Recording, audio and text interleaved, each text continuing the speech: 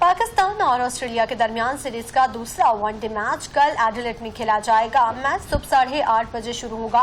कौमी टीम को सीरीज में शिकस्त से बचने के लिए लाजमी फतह दरकार। 3 मैचेस की सीरीज में ऑस्ट्रेलिया को 1-0 की बरतरी हासिल। पहले एक रोजा मैच में ऑस्ट्रेलिया ने पाकिस्तान को सनसनीखेज मुकाबले के बाद 2 विकेटों से शिकस्त दे दी थी। दूसरा मैच एडिलेड में खेला जाएगा। पाकिस्तान ने 28 साल से कोई फतह एडिलेड में हासिल नहीं की। कौमी टीम को इस ग्राउंड में आखिरी जीत साल 1996 में वसीम अकरम की क़यादत में मिली थी। इस ग्राउंड पर खेले गए 8 मैचेस में कौमी टीम महज 1 फतह हासिल करने में कामयाब हो सकी।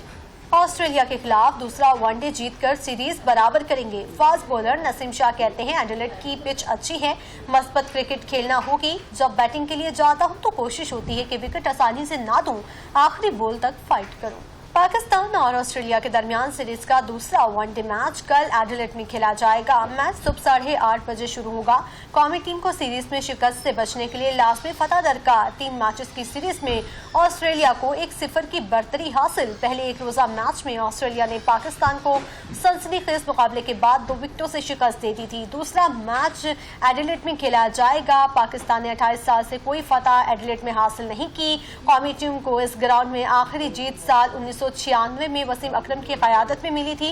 इस ग्राउंड पर खेले गए 8 मैचेस में कौमी टीम महज 1 फतह हासिल करने में कामयाब हो सकी।